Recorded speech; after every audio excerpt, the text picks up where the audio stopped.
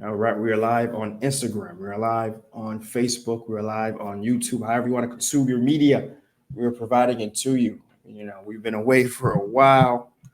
And man, it's good to be back in front of folks, in front of you guys, to discuss what's going on in Haiti. There's I've been away for a week, and there's things to talk about. Not much of it is particularly good, but when you're talking about Haiti, when is it? Right?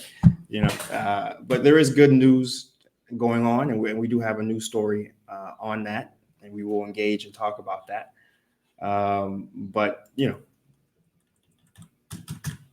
there's some other stuff on the seesaw that certainly weighing things down, but we'll talk about it. We'll engage with it. And, so again, this is the intro. I'm sure you guys are missing it. Haiti Biz News Show, Monday to Friday, bringing you the news as to keep you informed, engaged, and reacting in the most optimal way for business, investment, entrepreneurial activity. Today is the 16th of September. Let's discuss. So, some announcements, of course. Before we went on break, we had a video that we went out and we did called the Burger Week. It was talking about an event that happens every September here in Haiti, where these restaurants go all out. They challenge their chefs. They compete with each other to have who has the best burger. And actually, I'll have the news for you tomorrow on who actually won that. I believe the votes, because it was an event, it was a competition, and folks did vote, judges voted, etc. And so we'll follow up and see exactly where folks are and who won. But we did feature 3 restaurants that we went to. We've done episodes of Seejeanty in the past. We featured their burgers, and so do make it a point to take a look and check that video out. Certainly, but don't do it on an empty stomach. Second announcement, of course, is that we're here in the office, right? It's obvious we're not at Bonj FM. It's unfortunate, but it relates to the first story we're going to talk about, which is gas. I don't have the gas to get to the radio station. Yeah, that's the reality. I mean, that's the reality. If I had just enough gas to get from the airport to where I reside, and luckily my office is close enough to where I can just use the original motor of my feet and get to the office. And so that's kind of where we're at, and so I'm not going to be at the Bonj FM radio station until I have some assurances that gas is somewhat back to normal. Unfortunately, it's so to charge him, that's, there's no way around it. That's just me being, I could go paste blase on you guys real quick. to be, drop some, get some things or another, but that's not what we're going to do here on the radio program. But I certainly understand. I certainly feel it, right? I certainly feel that need to get around. And what I'm distracting right now is little mind work is flying around. But in any case, let's focus. So that's the second announcement. Those are the 2 big things really to talk about today in terms of announcements. But in terms of news stories, the gas crisis, right? And there's a couple of things you folks need to know and be updated on in particular, because things have not gotten better. I left the country and I was like, you know what? Things are at least I'll at least be able to. Folks, I left my vehicle, my driver. He would be able to get gas while I was away. Didn't happen. All right, the whole week went by, and gas just was not attainable. All right, and it's a lot of folks have said they haven't seen it like this. They haven't seen it like this since these February, the February protests, when the Haitian government was still the official middleman for gas, was still had been pod, and everything had to go through them. But since the debacle that happened, they took themselves out the market in that sense and allowed oil distributors to purchase gas directly from the international market. The problem is that the oil distributors, or at least the retailers of gas, the gas stations, have to sell at the market price. The difference between that price and what they purchased it for is less, right? There's a gap. There's a gap of about two. They buy it for about $5, and they're selling for about $2.50. I don't know how much of an economist folks are who watch me. How much folks follow economics, but that doesn't work, right? That sort of mathematic doesn't really work, and so the state's supposed to turn around and provide them with gas with the price difference. Sorry, with the price difference, right? The state's supposed to turn around and provide them with the price difference, right? But right now they are in a spot where they're not getting it, right? And they don't have the cash to get it to reorder on the gasoline and petrol and diesel, and that's what's causing the shortage right now.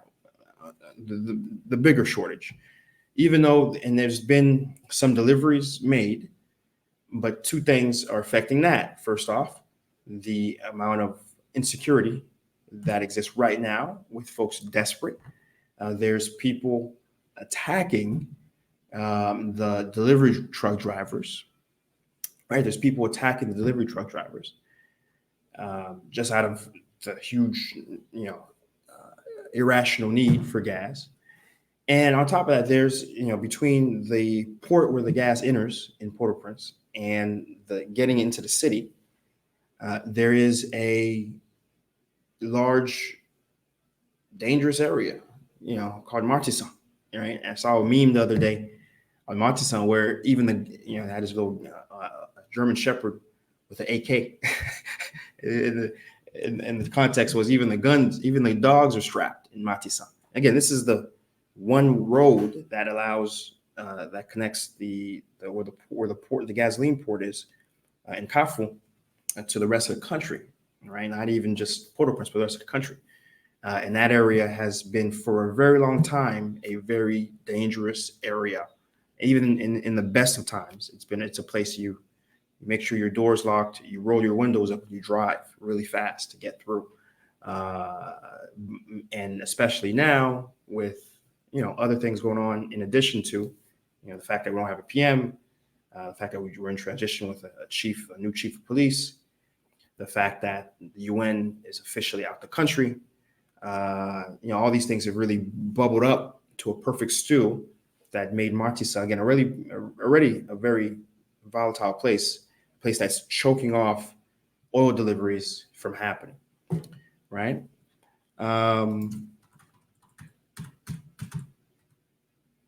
There's one more thing happening too. I think where's my notes here?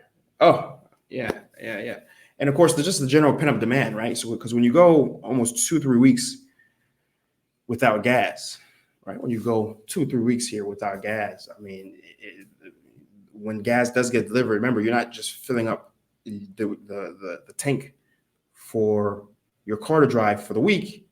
You're filling up your car and the reserves that you had to go through, right? So the pent-up demand is causing, even when a oil distributor is able to get through Martissan, even when an oil distributor, a oil tanker is able to get to a gas station and leave a zone without pressure from people, just bombarding them, the amount of time it takes for that station. And I'm sure you folks have seen the images of folks just coalescing in front of different pumps and fighting and the jugs hitting each other. It goes through very quick. And that's even with those gas stations rationing. Each of those gas stations generally don't allow folks to walk away with more than 1,000 to 1,500 good worth of gas, right? And that's equivalent to 1,000 good nowadays is what? just a little shy of $11, right? $11 worth of gas, right? That's what equal to maybe 4 gallons, three and a half, 4 gallons or so of gas, right? Make it pay, as the expression goes in Haiti, right? Make it l'état bon nous payer, right? So there have been deliveries. On the 14th, there was 110,000 barrels of gasoline for Danessa that were delivered. On the 20th, there's supposed to be another delivery of about 155,000 barrels delivered. And then on the 19th, there is going to be an unspecified amount of gasoline delivered later. So there are deliveries happening. It's just that the pent-up demand primarily and the insecurity are slowing the deliveries across the country, right? We have videos, KO, on YouTube. What is up? I appreciate you watching, my brother. And he comments that Haiti has to eliminate subsidies, right? And then comments and has to adjust to the market, right? So I agree with videos KO.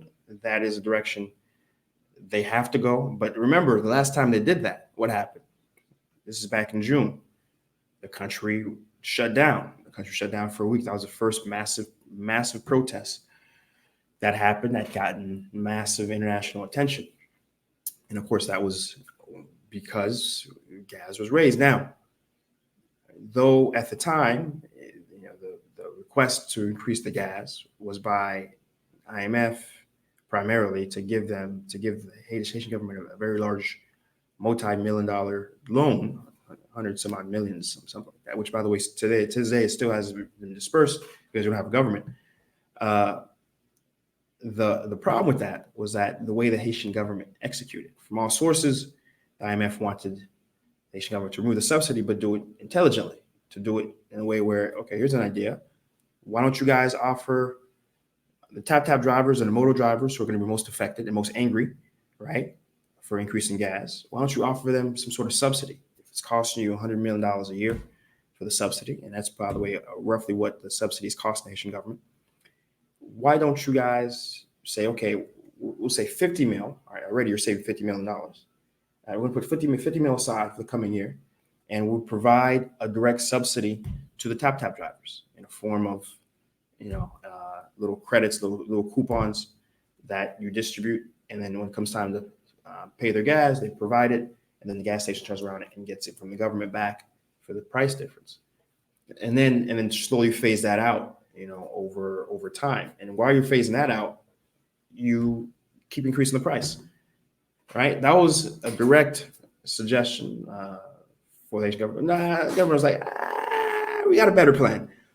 We'll wait until Brazil's plan, and then we'll just announce it, right? And just hope for the best. And of course, Brazil lost, and things happened the way they did, right? So, and I think since that experience, executed by our President-in-Chief, President Jovenel Moise, right? They've been gun shy to raise the price, right? So we'll see once we can get a PM where we're at with that, right? Where exactly we are with the Haitian government being able to raise the price, or if they have the will to raise the price, right? Because it ultimately falls on the executive branch to be able to do so, right? So that's the news story related to gas. And the short of it is nothing has changed. The short of it is that we've sort of, the populace here in Haiti, many folks are left hostage, myself included, right? We can't go anywhere, can't do anything. We don't have gas. And again, this is the first week of school, or probably last week was the first week of school for many people. Now it's going to the second week. I don't have any kids. I don't know how I would be thinking right now if I knew I had to go and take my kids to school, right? Like, okay, I got to get gas, right? How do I get my child to school right now, right? This is the you're absolutely right. Policy based on soccer games, right? Uh, and this is a reality for a lot of people right now. It's like, how do you get folks? How do you get your kids to school, right? So we'll keep following the story because we have no choice but to follow the story because it's affecting so many people, including myself. So we'll follow up tomorrow. Another story I want to jump into, which is related to everything, is the news related to the prime minister, because so much of what the business environment is capable of is related to the state of the government. So we have to talk about it. And the short of it is, he was supposed to be ratified by the Senate, or at least a vote to be ratified last week. It didn't happen. There's been multiple instances of senators, opposing senators, and minority senators doing things to not allow the vote to happen, including pouring gasoline in the chamber and then threatening to light the chamber on fire. Yeah, you heard me. I won't repeat it. If you're watching this after the stream, you're welcome to go back a few seconds and hear me say it again. But that happened. That happened last week. In addition to other senators, Dan Cato being leading it, allowing a group of just general public hooligans, thugs, into the Senate chamber, and just there was a few, at least 100, I would say, by just eyeballing the count, overran the 2 or 4 police officers that were there, and I got Esnod here on Facebook. What is up, my brother? Thanks for popping in.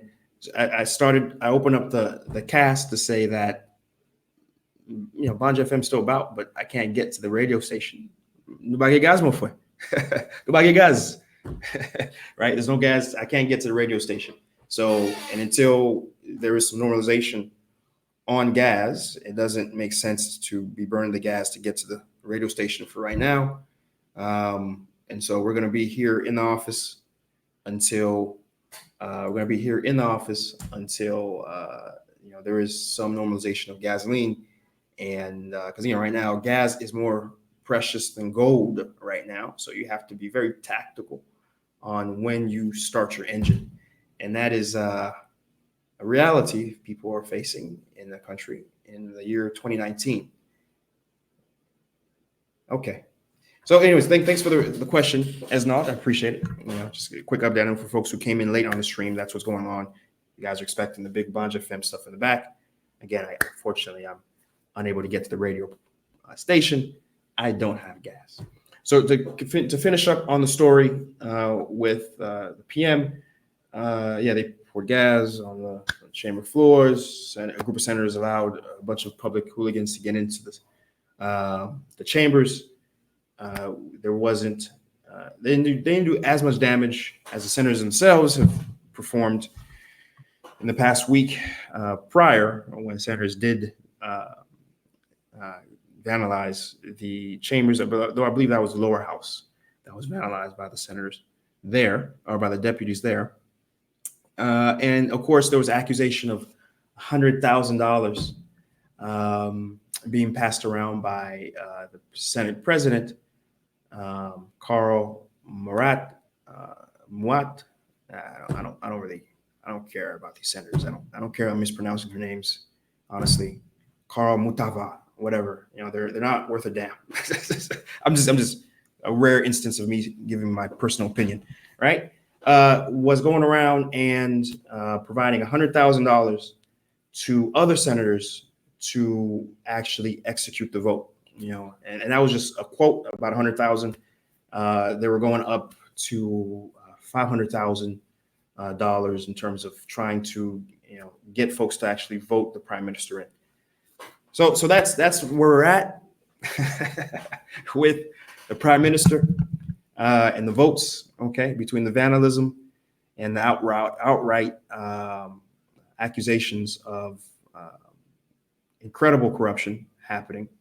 And of course, in Carl, whatever his last name's defense, he says he went on Twitter and said he was innocent. These accusations were false. Yeah. So this, for fair, balanced journalism, we had to go and mention that, right? So, so that's the prime minister's story. Okay, that's where we're at with that, and I'm glad to be moving on because, again, as you guys know, I don't like doing politics here on the show, as in so much that it relates to business, and of course the PM not being voted in does affect the business climate. So we have to mention that as briefly as I can. Right? We have John Revelation on YouTube saying, yes, we need normalization of gas price over time. All right. I agree with you, my brother. All right. And what's up? Back to you. We got Esnard back on Facebook saying, I don't know the situation, but I thought, no. The whole country's paralyzed. Esnard, the whole country's paralyzed. There is nobody spared. From the big bourgeois who's running on fumes and reserves to the guy on the bottom, the Mali guy on the bottom. We're all being affected, and we have a government who isn't doing anything right now to resolve the situation. So, comment. We have Mark on IG saying, how do you feel about the recent developments and the disruption of Saudi Arabia supply? That's a first world problem, my friend. Saudi Arabia oil, that's a first world problem, dog. I can tell you. And here's why. It doesn't matter what's going on in the international oil market. What's going on locally here in Haiti is a local problem, a problem that, in every other country, gas and petrol is taxed. In this country, it's subsidized, right? I.e., the government spends. In every other country, oil is actually a pseudo source of revenue, right? So it doesn't really matter what's going on. And in fact, that's going to make things worse because it's going to make the international price go up even higher, right? And thus make the debt that Haiti's paying, the Haitian government's paying, even higher. And so, to give my opinion, I think it's going to be, it's quite, it's a worse situation, but it's really, there's an expression. It's just when you're underwater, an additional drop of water goes into the pool. It doesn't really matter. And that's kind of where we're at right now. You know what I mean? But great question, Mark. Appreciate it. So the last story I want to leave off, and we're a little bit over time here, but last story I want to leave off is a story related to a story, positive story, I guess you can say, as close as you can have it. And that is we had two new schools open, two primary schools. And these schools are technically state schools, but they're run in the community. They're a part of the Quality Education Project in Haiti. It's a World Bank project in partnership with the Minister of Education, but it's mainly a World Bank project. And with the project, the program, and we mentioned this before in the past, it's a program that from 2016, it's running from 2016 to 2022.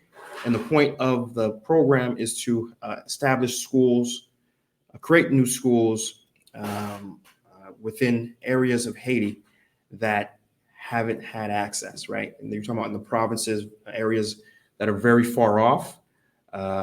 We've had the National School of Brasilia that established over in the Department of the Southeast.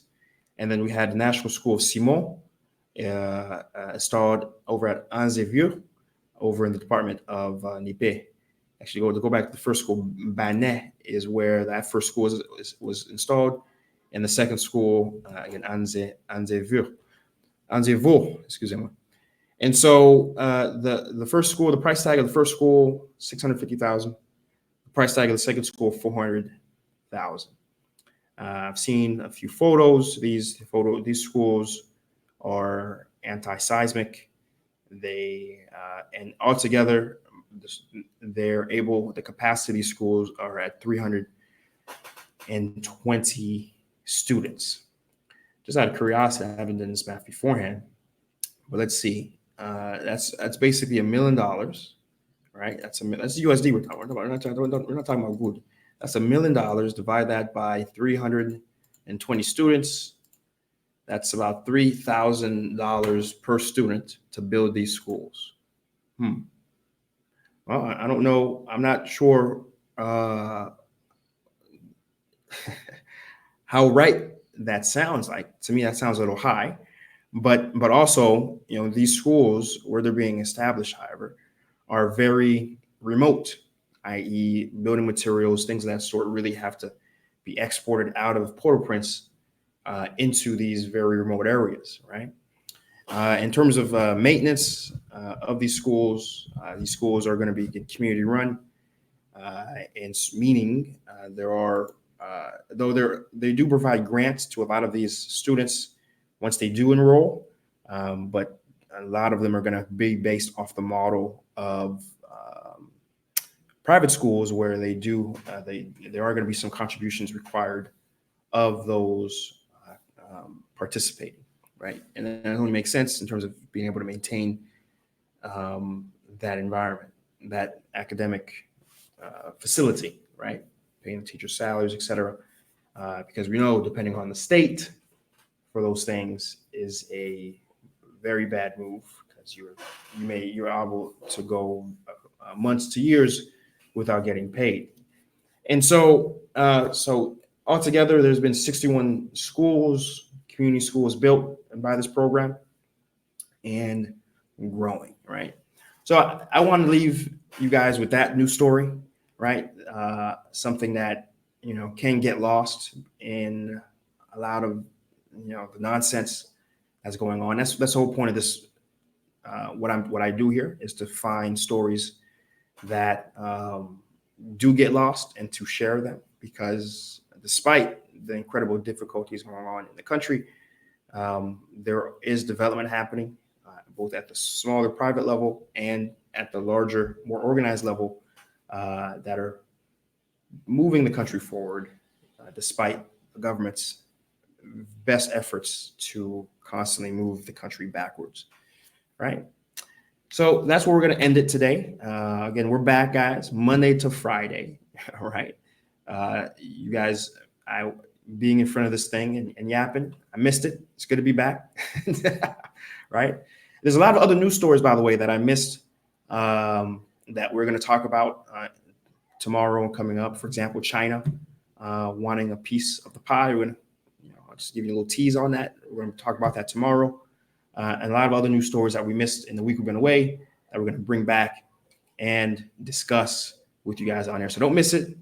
Make sure, if you haven't subscribed yet, subscribe. Share this thing. This is how we get the word out. We can get some actual discussions of topical matters that really matter, that can really help change the country. Share it on your social media. Share it within your groups. Share it within your WhatsApp.